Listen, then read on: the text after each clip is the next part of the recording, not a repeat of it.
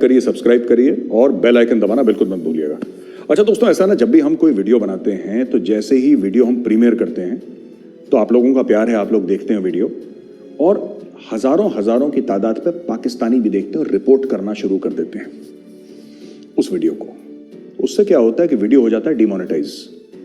इतना तो आप समझते ही होंगे डिमोनेटाइज क्या होता है। वो वीडियो से फिर डिफेंसिव ऑफेंस के पास जो यूट्यूब से पैसे आने थे वो नहीं आते, और जब तक वो रिव्यू होता है तब तक उसका मोमेंटम खत्म हो जाता है। एक बार उसके मिलियन व्यूज आ गए और 48 घंटे के बाद या 3 दिन के बाद अगर उन्होंने रिव्यू करके उसको मोनेटाइज भी कर दिया, फिर कोई फायदा नहीं है। तो पाकिस्तानी अक्सर हमसे कहते हैं कि यार देखो, आप लोग पाकिस्तान को क्रिटिसाइज करना बंद करो, पाकिस्तान के बारे में आप लोग बात करना बंद करो, हम रिपोर्ट करना बंद कर देंगे। तो पाकिस्तानियों को एक पैगाम है, डिफेंसिव ऑफेंस ने जन्म लिया था तुम्हारे कपड़े फाड़ने के लिए। तो अगर तुम सोचते हो कि डिफेंसिव ऑफेंस क्योंकि तुम मोनेटाइज करोगे, क्योंकि हमें पैसे का नुकसान होगा इसलिए हम तुम्हारे कपड़े ना फाड़ें, तो सॉरी, हाथ जुड़वा लो, कपड़े तो तुम्हारे फटेंगे। और आज कह रहा हूं, अगले हफ्ते दोबारा फटने वाले हैं तुम्हारे कपड़े। तुम तैयार है ना? सिलवा लो, रफू करवा लो, तुम्हारे कपड़े फटने वाले हैं। और बाकी जो हिंदुस्तानी हैं, मैं आपसे रिक्वेस्ट करूंगा, आप सपोर्ट करिए डिफेंसिव ऑफेंस को। हम कंटेंट आपके लिए ऐसे लाते रहेंगे, सिर्फ मैं नहीं, और भी एक्सपर्ट्स हैं और भी पैनलिस्ट हैं, आते रहेंगे आपके लिए, टॉप क्लास कंटेंट लाते रहेंगे। आप सपोर्ट करिए, नीचे लिंक है, लिंक पे जाइए, आप सपोर्ट करिए। और पाकिस्तानियों को ये कहता हूं कि सुनिए, आप रिपोर्ट करिए, मैं चाहता हूं आप और रिपोर्ट करो, आप ये वीडियो भी रिपोर्ट करो, ठीक है? लेकिन एक बात ध्यान रखना, आके देखना डिफेंसिव ऑफेंस, क्योंकि बेटा जलील तुम यहीं पे होते हो। जय हिंद। तो वैभव, स्टोरी ऐसी हुई कि मुल्ला बरादर को पड़ गई गोली, उसको गोली मार दी मुल्ला बरादर को। किसने मारी? हकानियों ने मारी। वही हकानी जो पाकिस्तान के जिगर के टुकड़े, जो पाकिस्तान के सगे और तालिबान का हिस्सा।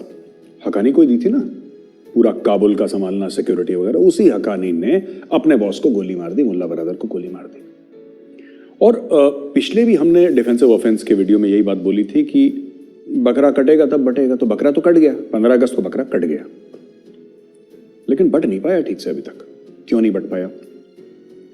क्योंकि इक्तदार की भूख है, एक हवस है कंट्रोल की, और हर जगह होती है। देखिए, सिविलाइज सोसाइटीज में होती है, अमेरिका में भी है, चीन में भी है, भारत में भी है, फ्रांस में भी है, रूस में भी है, हर जगह है, लेकिन उस लेवल का नहीं है जिस लेवल का अफगानिस्तान में है। कि बीच अफगानिस्तान में प्रेसिडेंशियल पैलेस में आप लोग बहस हो, AK-47 निकले और एक दूसरे को गोली मारने की कोशिश। तो बेसिकली मुल्ला बरादर को असैसिनेट करने की कोशिश करी थी हकानियों ने। मामला हद से आगे निकल गया तो जनरल फैज फ्लाइट पकड़ के पहुंच गया। लोग ये भी कहते हैं कि शायद अपने बॉस जनरल बाजवा को उन्होंने इसकी इत्तला नहीं दी थी कि मैं काबुल जा रहा हूं। उनको बाद में पता लगा जब पाकिस्तानी एयरफोर्स ने बोला कि सर आपके जासूस तो भाग गए काबुल। तो जब जनरल बाजवा को पता लगा, ऐसे र्यूमर्स हैं, मैं श्योर नहीं कह सकता, मुझे 100% इसके बारे में नहीं पता है, बट मैंने जो पाकिस्तानी सोशल मीडिया से सुना है वो यही सुना है। Plans inevitably change. With roadmaps in Jira software, quickly adapt and adjust to changing priorities. Staying in sync has never been easier. Get started with Jira software free today.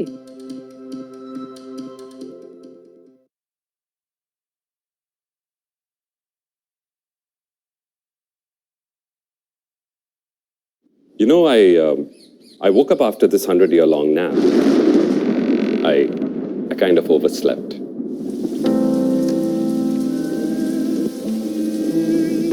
And I looked around my house and it was empty. Now that just sucks. So I realized that I had to furnish my house to the fullest to really bring it back to life. And no more waiting.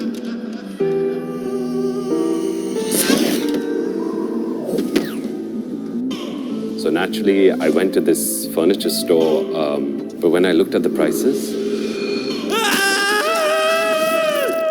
I got the biggest scare.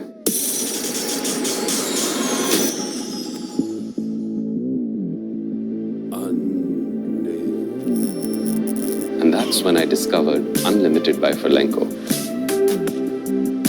It's the world's first furniture subscription service. You can fully furnish your house in one go for just ₹4,999 a month. And you can choose from a wide range of 150 designer pieces. You can change the entire set every year, just like that. Which means, unlike me, my furniture doesn't have to be forever. Unlimited by Furlenco. It's bloody awesome.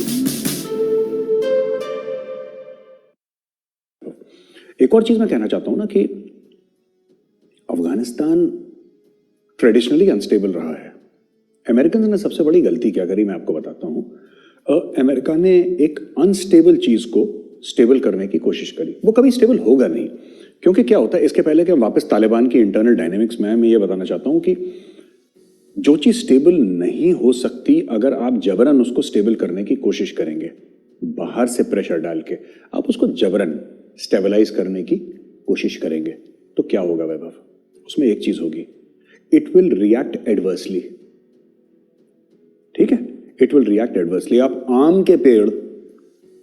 आम का पेड़ लेकर अगर आप रेगिस्तान में लगाएंगे तो आम का पेड़ वहां पे जिंदा नहीं रह सकता, वो फलेगा फूलेगा नहीं। आप मीठे पानी की मछली को अगर आप खारे पानी में डाल देंगे, मछली मर जाएगी। Vice versa is also true. खारे पानी की मछली मीठे पानी। देखिए मैं क्या कह रहा हूं कि ना, जिसने कोशिश करी, अब अफगानिस्तान में ये लोग काबिज हो गए पूरे के पूरे, ये अपने तालिबान वाले पूरे के पूरे काबिज हो गए वहां पे अफगानिस्तान में। अब काबिज हो गए, आपने देखा कि they are now in the game, they are the rulers of Kabul, they are the rulers of Afghanistan. Panjshir घाटी के साथ इनकी लड़ाई चल रही है। हो सकता है पंचेर को टेक ओवर कर लें, हो सकता है ना करें। Nothing is impossible, it is very very very difficult, but it is not impossible. नामुमकिन नहीं है, बहुत बहुत बहुत मुश्किल है। लेकिन कल क्या होगा ये आपको तो मुझे नहीं पता, अब जो होगा सो होगा, देखेंगे। जब मैंने ये बात करी थी कि ये कभी काबुल फतेह नहीं कर पाएंगे, तो पाकिस्तानियों ने बड़ी इसकी मजाक उड़ाई और बड़ा क्रिटिसाइज करा कि मेजर साहब क्या बकवास कर दिया आपने, क्या बात कर दी आपने कि काबुल कभी नहीं ले पाएंगे, ये नहीं हो पाएगा, वो नहीं हो पाएगा। ऐसा पाकिस्तानियों ने बोला। मैं आज फिर पाकिस्तानियों को बोलता हूं कि 15 अगस्त को जब तालिबान काबुल के अंदर घुसा था, तो उस दिन गेम खत्म नहीं हुआ था, उस दिन गेम शुरू हुआ था। प्रीमेच्योर सेलिब्रेशन की जो आदत है पाकिस्तानियों की, फिर इन्होंने अपने आप को अड़ंगी मार दी। कुछ लोग होते हैं ना जो ठीक से चल नहीं पाते, खुद ही के पैर फंस जाते हैं और खुद मुंह के बल। ये पाकिस्तानियों की पुरानी आदत है, इन्होंने खुद को अड़ंगी मार ली। अब जनरल फैज गया क्यों? जनरल फैज इसलिए गया पैचअप करवाने के लिए, नंबर 1। नंबर 2, जनरल फैज क्यों गया? इसलिए कि भाई जो हकानीज हैं, जो पाकिस्तान के जिगर के टुकड़े हैं, जो लाडले हकानी नेटवर्क, उनको अहम ओहदा दिया जाए। तो भाई जो उनका जो मिलिट्री डिपार्टमेंट है उसका हेड कौन बनेगा, उनका डिफेंस मिनिस्टर कौन बनेगा? ठीक है, किसी भी Look, if you're a business owner, then please don't make this mistake. Hey, this is Amit here, and after having coached thousands of entrepreneurs, I can say that most business owners want to do all the work by themselves, which is a huge mistake. Now, as your business grows, you cannot do everything by yourself, and this will put you under tremendous stress, and beyond a point, your business also will not scale. The solution to this is effective delegation. Every business owner needs to build a team that is talented and accountable, and then learn to delegate the task to the team. And by doing this, business owner can relax, can become stress-free, and more importantly, the business will grow effortlessly. Look, now if you want to learn the art of effective delegation, if you want to build your systems and processes, and if you want to grow your business 10 times, then you must attend my live 3-hour workshop called Business Freedom Challenge. In this 3-hour workshop, you will have a life-changing experience. How do I know that? Because more than 28,000 plus people have been through it already, and their businesses have been completely transformed. Now, in this workshop, I will teach you 8 core fundamentals of business success to grow fast, 2 excellence guideline framework which rich business owners and entrepreneurs never share, 3 focus areas to attain financial freedom which people really don't know. Also, if you sign up for Business Freedom Challenge today, you will get some exciting bonuses like daily training videos to solve your business challenges, lifetime access to my weekly training where you can ask me questions, access to the secret VIP group, access to learn from home, a 3-day WhatsApp masterclass, business growth mastery ebook, and much more. For the first 50 participants, the price is capped at rupees 99. So what you're waiting for? Sign up now and I will see you inside the workshop. Cheers.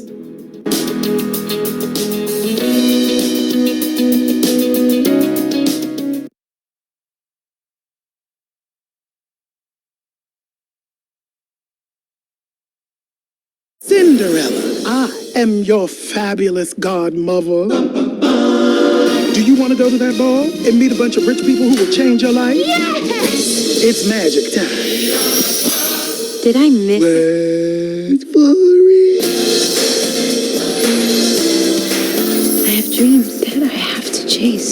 A glass? Any way you can make them more comfortable. Even magic has its limit.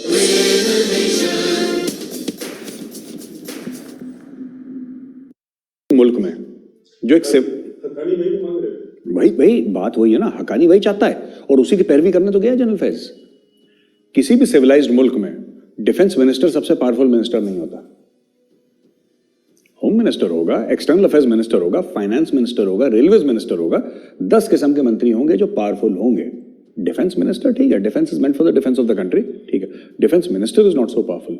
It is only in countries like Pakistan and Afghanistan where the army chief or the defense minister becomes disproportionately powerful कि भाई ये खुदा है, अब इसके सामने सब लोग सजदा करेंगे, माथा टेकेंगे इसके सामने, यही भगवान है, यही खुदा है। So that mindset, अब इनके ऊपर लड़ाई हो रही है। अब सब लोग, ये बंदरबाट जो चल रही है ना अफगानिस्तान में, इसीलिए, और ये बंदरबाट बढ़ेगी।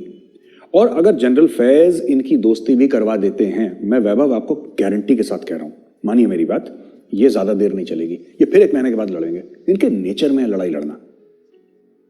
तालिबान को क्या आता है? तालिबान को क्या आता है?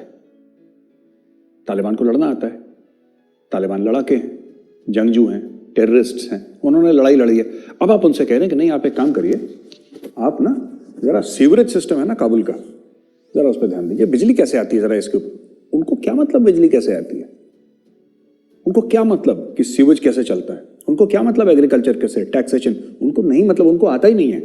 उनको सिर्फ ये आता है, ट्रिगर दबाना, वही काम वो कर रहे हैं। तो 2-3 चीजें हैं जो मैं कहना चाहता हूं वैभव इसमें, जो मेरे दिल की बात है। मैं काफी टाइम से ये कहता आ रहा हूं, और जो लोग भी, जिनकी नजर पॉलिसी पे रहती है, जो लोग थिंक टैंक्स के मेंबर्स हैं दिल्ली में खासतौर से, मैं ये कहना चाहता हूं कि इंट्रिंसिकली अफगानिस्तान इज अनस्टेबल, और मुझे ऐसा लगता है कि भारत के मफाद में है, भारत के फायदे में है टू कीप अफगानिस्तान अनस्टेबल। इसके 2-3 फायदे हैं वैभव। देखो, पहली बात तो यह है कि आपको कुछ अपॉर्चुनिटीज मिलती हैं इंस्टेबिलिटी में, जो आपको स्टेबिलिटी में नहीं मिलती। ठीक हो गया, ये पहली बात है। दूसरी चीज यह है कि उनकी फितरत में नहीं है, अफगानों की फितरत में, कि वो लोग पीसफुली रहें।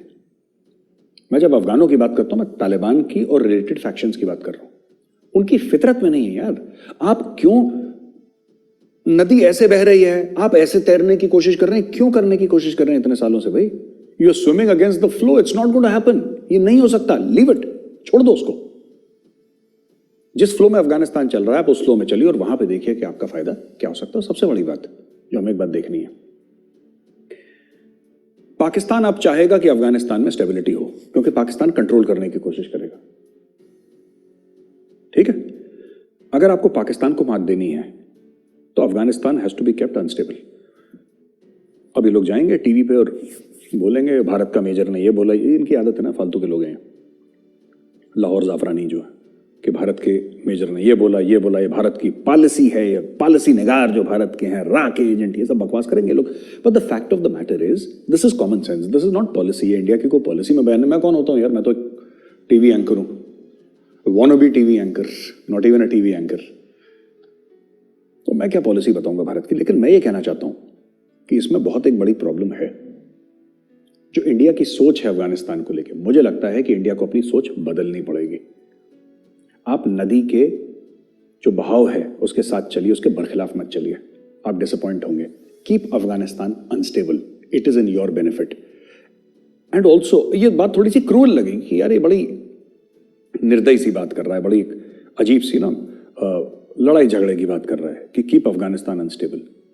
मैं ऐसा क्यों बोल रहा हूं? First of all, you can not keep it stable. रूस ने कोशिश कर ली, अमेरिका ने कोशिश कर ली, अब तालिबान भी कोशिश कर रहा है। You can not keep it stable except the fact that you can not keep Afghanistan stable and help in destabilising. करते रहो उसको, देखेंगे बाद में क्या होता है। वैभव, इतिहास गवाह है, जो तारीख है ना, तारीख गवाह है कि स्टेबिलिटी के अपने स्पिन ऑफ्स होते हैं। अमेरिका स्टेबल है, अमेरिका बाहर जंगें कर रहा है, यह बात सच है ना? ठीक है, आप देखिए कि कोई भी एम्पायर, आप इंडिया में मुगल एम्पायर को ले लीजिए, उसने कॉन्क्वेस्ट कहां से करना शुरू करी? थोड़ी बहुत अकबर के टाइम पे, बाबर के टाइम पे लड़ाइयां हुई, शाहजहां, जहांगीर के टाइम पे थोड़ा बहुत होता रहा, ज्यादा नहीं हुआ। असली खून खराबा औरंगजेब के टाइम पे हुआ। क्यों? इसलिए नहीं कि वो एक रिलीजियस फैनेटिक था। बात ये होती है कि जब स्टेबिलिटी आ जाती है ना, तब आपको आइडियाज आने लगते हैं, तब आपका दिमाग चलने लगता है कि अब क्या करूं, पैसे तो आ रहे हैं मेरे पास, अब क्या करूं, what next. Ambitious people are very dangerous when they become stable, they are very very dangerous. तो वैभव, मैं ये कह रहा हूं कि अगर तालिबान स्टेबल हो गया, तालिबान स्टेबल हो गया, आज की तारीख में तो कश्मीर के बारे में वो कह रहा है कि जी ठीक है, कोई बात नहीं, मुसलमानों के हक की बात करेंगे, ये करेंगे, वो करेंगे, उसको इन्वेस्टमेंट चाहिए। कल अगर ये स्टेबल होता है और कल अगर 15-20 कंट्रीज अफगानिस्तान को, तालिबान की जो रेजिम है उसको रिकॉग्नाइज कर लेती हैं, है ना, और पाकिस्तान के प्यादे वहां पे बैठ जाते हैं, पाकिस्तान को क्या चाहिए? दो ही चीज तो चाहिए कि हमारे वेस्टर्न बॉर्डर्स शांत रहें, यानी कि रेफ्यूजी क्राइसिस ना हो, तहरीक तालिबान खत्म हो जाए, हमारे वेस्टर्न बॉर्डर शांत रहें, और कश्मीर में किसी तरीके से इसका दखल हो जाए तालिबान का। जिस दिन तालिबान स्टेबल हो गया, उसके 6 महीने के अंदर ये कश्मीर में कार्रवाई करने की कोशिश करेगा। ये आज मैं आपको बता रहा हूं, ये इसीलिए मैं कहता हूं कि भारत के मफाद में है, भारत के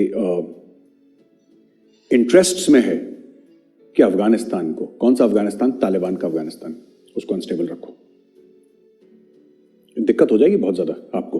देखिए, बात यह है कि इंडियन आर्मी है वहां पे कश्मीर में, अच्छी तादाद में है, तो ऐसा नहीं कि कुछ कर पाएंगे, लेकिन बात यह है कि 100 कोशिश करेंगे, 1-2 अंदर आ जाएंगे, फिर आपके पुलवामा टाइप के अटैक्स करेंगे। पाकिस्तान चाहता ही है, और भारत ने भी बहुत बड़ी गलती करी है काफी टाइम से। और भारत की गलती ये रही है कि भारत ने, और ये अमेरिका की भी गलती रही है by the way, not just Bharat की, भारत ने कभी ना रिकॉग्नाइज करा, ना उसके ऊपर एक्शन लिया कि फसाद की जड़ पाकिस्तान है, चाहे वो फसाद कश्मीर में हो या वो फसाद काबुल में हो। उसकी फसाद की जड़ आप देख लीजिए कि it has always been Pakistan. वरना काबुल किसको जाना चाहिए था वैभव? शाह महमूद कुरैशी को। गलत कह रहा हूं, सही कह रहा हूं? Shah Mahmood Qureshi should have gone. ठीक है, आप ये देख लीजिए कि इमरान खान को मिलना चाहिए था मुल्ला बरादर से। और कौन कौन से लोग हैं जो मिल सकते थे? पॉलिटिशियंस मिल सकते थे, सोशल वर्कर्स मिल सकते थे, फॉरेन ऑफिस के लोग मिल सकते थे। आईएसआई का चीफ जाता है, क्यों जाता है? ये सीधी सीधी जो कहते हैं कि इंटरफेरेंस है, और अपने पैर बैठाने के लिए। जिस दिन पाकिस्तान के पैर बैठ गए काबुल में, जिस दिन तालिबान स्टेबल हो गया, भारत के लिए खतरा है। Best is to keep Afghanistan perpetually unstable. आपको पैसा देना पड़े, आपको जो करना पड़े, ठीक है। मुल्ला बरादर को गोली मार रहा है, ठीक है, तुम उसको मारो, उसको मारो। जब तक ये लोग आपस में काटते रहेंगे, इनकी नजर इंडिया पे नहीं पड़ेगी। जिस दिन इन्होंने मारकाट बंद कर दी, जिस दिन ये पीसफुल हो गए, दे आर लाइक मंकीज ना, बंदर हैं, इवॉल्व नहीं है ज्यादा मेंटली और सोशली। तालिबान वाले दे आर लाइक मंकीज। आप बंदरों को, वो पुरानी कहावत है, फैमिली चैनल है इसलिए मैं कुछ बोल नहीं सकता, बंदरों को और हल्दी के बारे में एक कहावत है बहुत पुरानी, तो मैं बोलूंगा नहीं, लेकिन वही चीज है कि बंदर को हल्दी मिल जाती है, बंदर क्या करता है उसको पता ही नहीं उस चीज का क्या करना है बंदर। They are like that. तो वैभव ऐसा है कि क्वेटा में धमाका हुआ, खुद को हमला, सुसाइड अटैक हुआ ना, और 4 FC वाले मारे गए, फ्रंटियर कॉन्स्टेबलरी वाले 4 मारे गए उसमें। अब इस हमले में हुआ क्या है कि इन्होंने स्पेसिफिकली टारगेट करा है, टीटीपी ने उसकी they took credit for the attack and they said कि जनाब हमने हमला करा है, टीटीपी ने, राइट। और टीटीपी कह भी चुका है कि हमने पाकिस्तानी फोर्सेस को अटैक करना है, हमने यहाँ पे शरिया लागू करना है, ये सब जो उनका प्रोग्राम है। लेकिन इससे बड़ी बात वैभव, तहरीक तालिबान पाकिस्तान और तालिबान के अदर फैक्शंस, ये क्वेटा शूरा है क्या? ये क्वेटा तो ही इनका गढ़ था ना, क्वेटा तो गढ़ था इनका पिछले 15-20 साल से। क्वेटा शूरा हम क्या सोचिए क्या है क्वेटा शूरा भाई? क्वेटा शूरा वही है जो क्वेटा में बैठते हैं लोग। अब ये गढ़ है तालिबान का, और तालिबान का जो गढ़ है पाकिस्तान में क्वेटा, जो कि बलूचिस्तान की कैपिटल है, वहां पे पाकिस्तानी फौज या एफसीपी ऊपर अटैक हो रहा है। और पहला अटैक नहीं है ये पहला अटैक नहीं है। 15 अगस्त के बाद कई अटैक्स हो चुके हैं। अब स्नाइपर राइफल्स किसने दे दी टीटीपी को हमें नहीं पता। देखा आपने कि किस तरीके से दे स्नाइपिंग। अब ये देखिए, it's not very simple. Sniping जो स्किल है ना, ये बेसिक इन्फेंट्री स्किल नहीं है, एक स्पेशलाइज्ड स्किल है। Snipers are specialised. तो कोई अगर ये बोले कि जी आपने गौरव आर्या को एक स्नाइपर राइफल दे दी और कल से वो स्नाइपर बन गया, ऐसा हो ही नहीं सकता। आपको प्रॉपर सीखना पड़ेगा। स्नाइपर होता है, स्नाइपर का स्पॉटर होता है, स्नाइपर को पता है कि विंड डायरेक्शन क्या है, स्नाइपर को पता है कि हवा में ह्यूमिडिटी कितनी है, स्नाइपर को पता है कि विंड स्पीड क्या है, उसका कैलकुलेशन होता है। स्पॉटर और स्नाइपर बिल्कुल जैसे कि पायलट और विंगमैन होते हैं ना एयरफोर्स में, they are like that, they work like brothers. So इनके पास पहले तो बात हथियार कहां से आए, ठीक है, और दूसरी चीज इनको सिखाया किसने? अब तो इंडिया नहीं है ना वहां पे, है ना। अभी शिरीन मजारी हैं, अब देखिए ब्लास्ट हुआ ना यहाँ पे, तो शिरीन मजारी ने फटाफट ट्विटर में आया कि रॉ की साजिश है और ये सब, वो ड्रामा पाकिस्तानी लाहौरियों का। शिरीन मजारी तो वॉरमोंगर भी है शिरीन मजारी, और शिरीन मजारी है कौन? पाकिस्तान की मिनिस्टर ऑफ ह्यूमन राइट्स। मतलब ये सबसे बड़ी कॉमेडी है वैभव। ये लोग, मैं बता रहा हूं, कपिल शर्मा के पेट पे लात मारेंगे ये लोग पाकिस्तानी किसी दिन। समझ लीजिए, Pakistan has a minister for human rights, just imagine. Anyway, so comedy apart, हुआ है क्या कि शिरीन मजारी ने तो बोला कि वो हर समय जंग की बात करती है, वो बड़ा जोश और जज्बा है उस खातून में, बढ़िया चीज है। लेकिन उसकी बेटी, शिरीन मजारी की बेटी, पाकिस्तानी फौज को कहती है बुज़दिलों की फौज है, ये फौज नाकारा है, निकम्मी है, किसी काम की नहीं है। ये मैं नहीं कह रहा, हम तो नंबर 1 मानते ही यार, हमने कब मना कर, हम तो कहते हैं ISI number 1, Pakistani army number 1। मैं पाकिस्तान की मिनिस्टर ऑफ ह्यूमन राइट्स है, उसकी बेटी कहती है कि ये यूजलेस बेकार फौज है, निकम्मी ना। एक छोटा सा वीडियो इनको दिखाते हैं कि पाकिस्तानी फौज के बारे में उसके क्या जज्बात हैं, फिर वापस आते हैं। लानत है उस फौज पर जो जाकर पैसे देती है उन दहशतगर्दों को जिन्होंने इस्लामाबाद और पूरे मुल्क को आग लगाने की कोशिश की है। आपने उन्हें पूरा पाकिस्तान एक प्लेटर पे दे दिया है। लानत है उस फौज पर जो अपने DHAs और फौजी फर्टिलाइजर से पैसे कमाती है और ऑर्डिनरी लोग जो आम आदमी है उसकी जिंदगी हराम करने में लोगों को पैसे देती है इन दहशतगर्दों को। इस फौज की वजह से पाकिस्तान को जितना नुकसान पड़ा है, सबका हक बनता है, सबकी जिम्मेदारी है कि वो अपनी आवाज उठाए इस फौज के खिलाफ जिसने इस मुल्क को बर्बाद करके रखा। हजारों के जो ये नोट दे रहे हैं इन दहशतगर्दों को, किस चीज के लिए दे रहे हैं?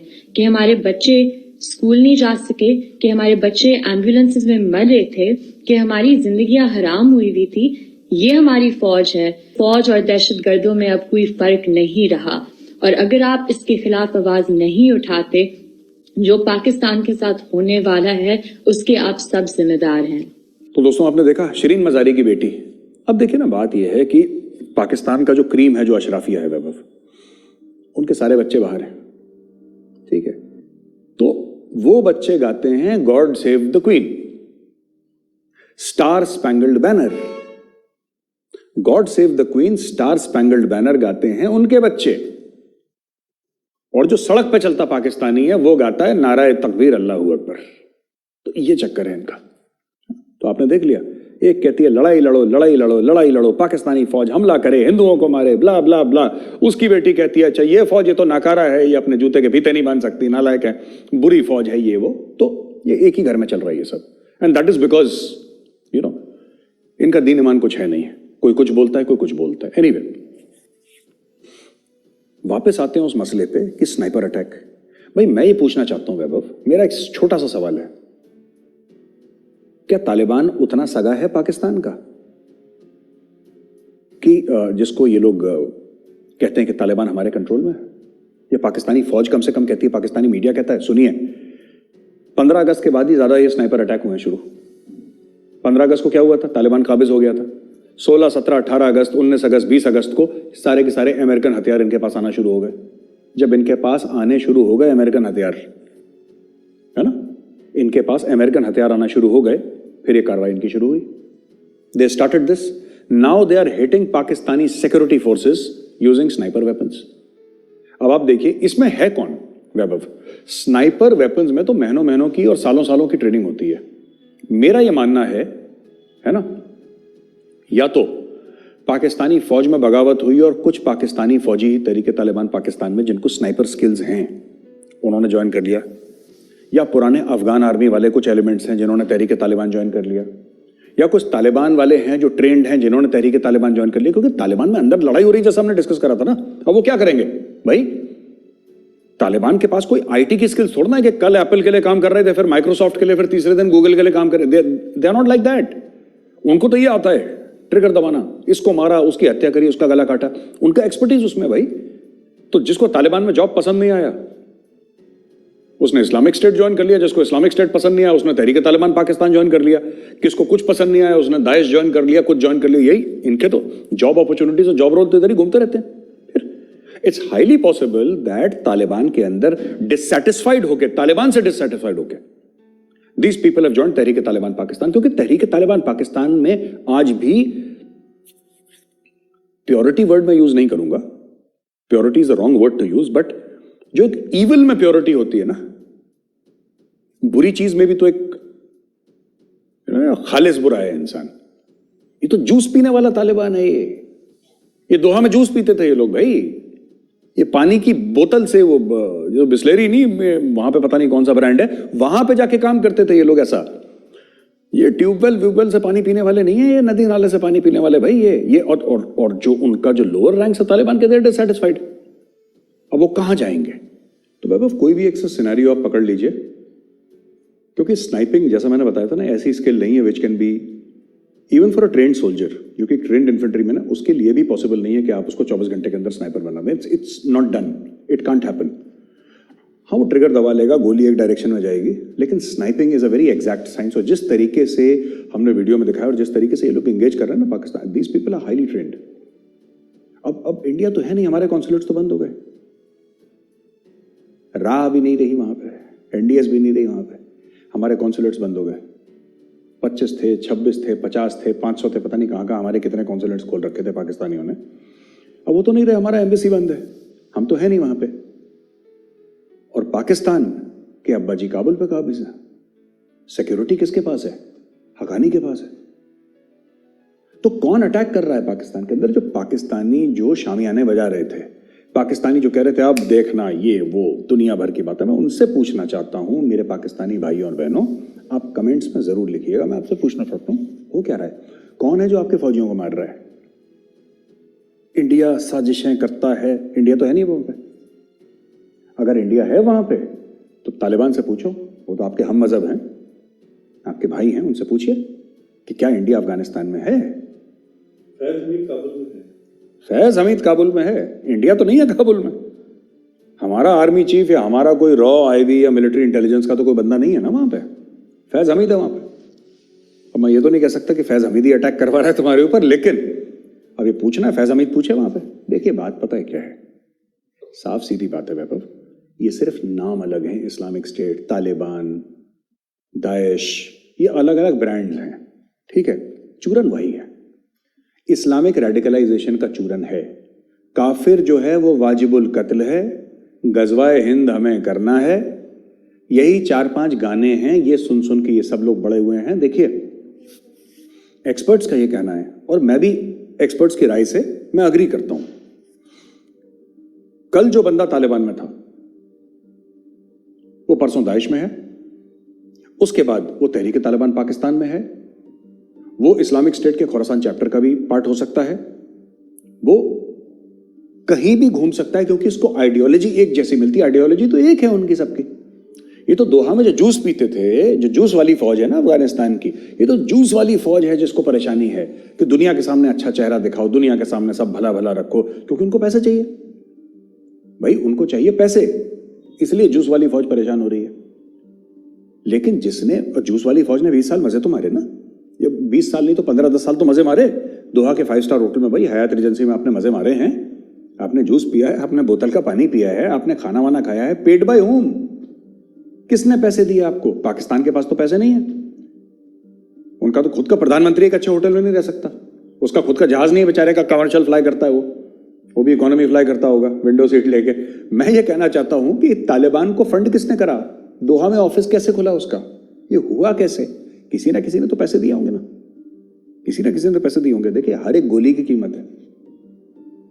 जो तालिबान एक रात में जश्न में हजारों गोलियां हवा में फायर कर देता है, वो पैसे कहां से आते हैं? Who is funding the Taliban? And it's not Pakistan, it is not Pakistan, because Pakistan does not have money. Pakistan के पास खुद के लिए पैसे नहीं है, तालिबान को क्या पैसे देगा? फ्रैंकेनस्टाइन मॉन्स्टर की एक बड़ी कहानी है, जो इंग्लिश फिक्शन की बड़ी कहानी है कि किसी ने एक मॉन्स्टर बनाया विच ही कुड नॉट कंट्रोल। आप कभी इनको snakes in the backyard, Hillary Clinton का बड़ा फेमस स्टेटमेंट है। उसके अलावा अगर आईएसआई को लगता है, अगर जनरल फैज को लगता है कि वो उसको कंट्रोल कर पाएंगे, अब कंट्रोल नहीं कर सकते। देखिए, जब भूख लगती है ना तो जंग होती है। इस महीने की अगस्त की तनख्वाहें सितंबर 1 को देनी थी, ठीक है? अभी तक तालिबान ने तनख्वाहें नहीं दी। 20 साल से तो हर रोज 1 तारीख को तनख्वाह पहुंच रही थी, मंथली या वीकली चेक जो भी वहां पे चलता था अफगानिस्तान में। इस बार उन्होंने तनख्वाह नहीं दी, दे हैव नॉट गिवन। तो वैभव क्या हुआ कि पैसे वैसे है नहीं, तनख्वाह उन्होंने दी नहीं। तो कुछ दिन पहले तालिबान वाले बैंक में गए, स्टेट बैंक ऑफ अफगानिस्तान में, दरवाजा खटखटाया, वल्ला अभी भी दरवाजा खोलो। तो उसने बोला खुशामदीद, आओ खान। तो तालिबान पहुंच गया AK-47 लेकर, बोला पैसा कितना है तुम्हारे पास? तो बोला साहब पैसा तो नहीं है। नहीं, पैसा कितना है? ये तो बैंक है। कह रहा साहब पैसा डिजिटल होता है, कैश तो हमारे पास बहुत कम है। तो कितना अफगानी तुम्हारे पास है? अफगानिस्तान का पैसा कितना है तुम्हारे पास?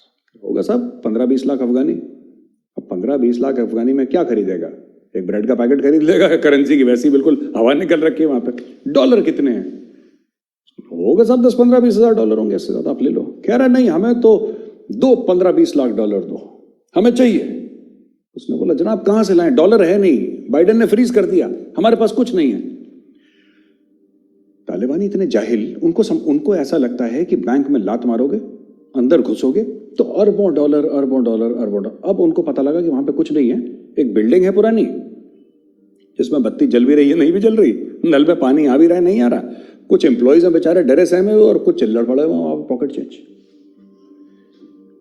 एटीएम लूट लेंगे, इतना पैसा मिलेगा कि पूरी जिंदगी कट जाएगी। हाँ, वही चीज है ना, कि जैसे एटीएम लूटने वाले, सही बोला आपने, कि इतना लूट लेंगे एक एटीएम से कि जिंदगी कट जाएगी। उसके अंदर कुछ 1000 रुपए होंगे, 1-2 लाख होंगे, फिर उसके बाद फिर से रिफिल। तो ये गए भाई लोग, और इन्होंने वहां से खाली हाथ लौट कर आए। तब तालिबान को यह पता लगा कि बैंकों में ऐसा नहीं है कि अरबों डॉलर बैंकों में कहीं तिजोरी में बंद है। इन्होंने लगता है बहुत ना 1960s और 70s की ना हिंदी फिल्में देख रखी है ना इनमें। वो अजीत कहता था मोना डार्लिंग जाओ बैंक से पैसे लेकर आओ, फिर मोना डार्लिंग जाती थी हील व्हील पहन के बैंक लूट कर ला। इन्होंने वो पिक्चर देख रखी। तो एवरीथिंग इज डिजिटल। प्लग निकाल दिया जो बाइडेन ने, इनके पास पैसे नहीं है। अब देखिए इससे क्या होगा ना, ऑन अ सीरियस नोट है वो, इससे होगा ये कि अब लगेगी भूख। अब लोग आएंगे सड़क पे, ठीक है, लोग आएंगे सड़क पे। और जब लोग सड़क पे आएंगे तो तालिबान के खिलाफ बोलेंगे। भूख ना इंसान का डर खत्म कर देती है। जो आदमी चोरी करता है, जो गरीब आदमी अगर चोरी करता है, क्यों करता है? He knows the repercussions of theft. उसको पता है पुलिस पीटेगी, FIR होगा, उसकी जिंदगी खराब हो जाएगी। लेकिन यार दिन में 2 बार भूख इंसान को लगती, भगवान ने ऐसी चीज बनाई है। और अब वहां पे भूख शुरू हो गई लोगों को। अब लोग आएंगे और जितनी भूख बढ़ेगी, अब एक बाप है, कोई अफगान बाप है, तालिबान का नहीं, नॉर्मल, उसका बच्चा बोलेगा कि अबू मुझे भूख लगी है। तो बाप क्या करेगा? फिर आप क्या चाहते हैं? ATM बंद है, ठीक है, उसके पास जितने पैसे हैं वो कुछ उसका कर नहीं सकता, क्योंकि उसकी वैल्यू 0 हो गई अफगान करेंसी की। मतलब वैल्यू 0 क्या हो गई? मतलब बहुत कम हो गई वैल्यू। तो करेगा क्या वो बाप? अपने बच्चे के आंसू तो देखेगा नहीं, फिर वो हथियार पकड़ेगा। और ये अक्रॉस अफगानिस्तान ही प्रॉब्लम है, क्योंकि जब तक अफगानिस्तान में एज ऑफ येस्टरडे कह रहा हूं, मतलब इतनी जरूरत है, इतनी अर्जेंसी है, as of yesterday 10-15 billion dollars नहीं आए, देश डूब जाएगा। और इसको ऐसा लग रहा है जनरल फैज को कि ये मामला कंट्रोल कर लेगा। भुखमरी कैसे कंट्रोल करेंगे? जनरल फैज ये नहीं देख रहा कि क्वेटा में अटैक्स क्यों हो रहे हैं, हमारे फौजी क्यों मर रहे हैं। वो सरकार बनाना जा रहा है काबुल। ये तो हाल है इनके। इनको लगता है कि वही वो जैसे कि इमरान खान की सरकार बना दी, एक selected prime minister, selected Baradar भी यहां पे शुरू कर देंगे।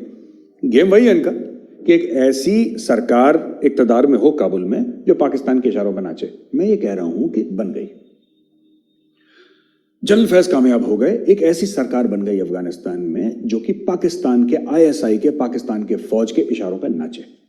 मैं कह रहा हूं हकानी को बना दिया इन्होंने प्रेसिडेंट ऑफ अफगानिस्तान, जो भी आर्मी चीफ जो भी बनाना है, जो इनके खास जो लोग हैं ना उनको बना दिया। वैभव फिर क्या होगा, फिर क्या होगा? क्योंकि सच्चाई सरकार नहीं है। आप मुझे अफगानिस्तान का फाइनेंस मिनिस्टर बना दीजिए और बैंक में पैसे नहीं है तो मैं फाइनेंस मिनिस्टर के नाचूंगा सड़क पे मैं? भाई आपने मुझे बोल दिया कि ये बैंक है और बैंक के अंदर कुछ है नहीं, जैसे गए थे तालिबान वाले बैंक लूटने के लिए, बैंक के अंदर कुछ था नहीं क्योंकि एवरीथिंग इज डिजिटल। तो मैं वही पूछना चाहता हूं, ये जो बंदरबाट चल रही है ना, इससे होगा क्या? अगर मैं कह रहा हूं पाकिस्तान ने अपने बंदे लाए भी वहां पे और पूरे अफगानिस्तान को अपनी गिरफ्त में कर लिया, फिर क्या होगा? जमीन फिर बंजर है, पैसा फिर नहीं है। हाँ, पाकिस्तान ये कह सकता है कि जैसे पाकिस्तान बेसिकली है तो दलाल पाकिस्तान फैसिलिटेट करता है। पाकिस्तान हर चीज में पाकिस्तान फैसिलिटेट करता है, हम फैसिलिटेट करेंगे। इनको ये नहीं पता कि इसको हिंदी में दलाली कहते हैं, इसको हिंदी में दलाली कहते हैं, जिसको अंग्रेजी में ये लोग एक सोफिस्टिकेटेड तरह से फैसिलिटेट कर रहे हैं। ये सबको फैसिलिटेट करते हैं, ये चाइना को फैसिलिटेट करते हैं, रशिया को फैसिलिटेट करते हैं, अमेरिका को। अरे तुम दलाल हो क्या? तुम मुल्क हो कि दलाल हो? ये फैसिलिटेट करने में लगे हुए हैं। अब कर लो फैसिलिटेट, कर लिया तुमने फैसिलिटेट।